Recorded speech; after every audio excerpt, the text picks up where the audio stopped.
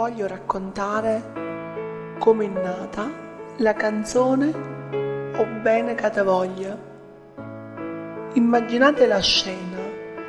Io e Carmine eravamo in una casa discografica, circondati da strumenti musicali e spartiti.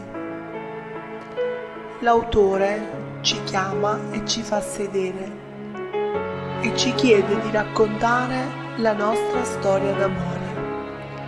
È in quel momento che avviene la magia.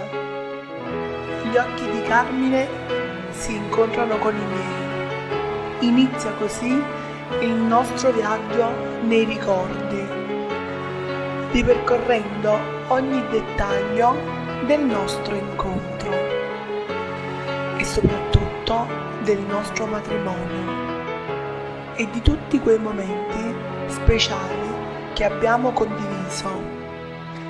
Mentre raccontavamo, le parole si trasformano in note e le emozioni in melodia.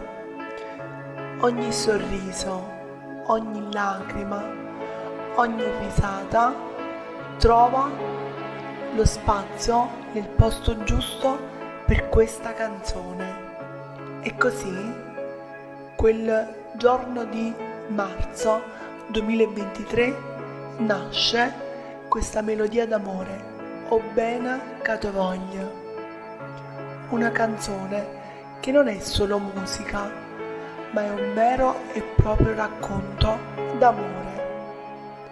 Carmine, mentre registrava questa canzone, metteva tutta la sua anima a nudo e tutto l'amore nei ricordi e il sentimento della nostra storia. È incredibile come la musica possa catturare e trasmettere così tante emozioni, e anche se Carmine non c'è più, il suo spirito vivrà per sempre nella sua musica, nei nostri cuori e soprattutto in me stessa.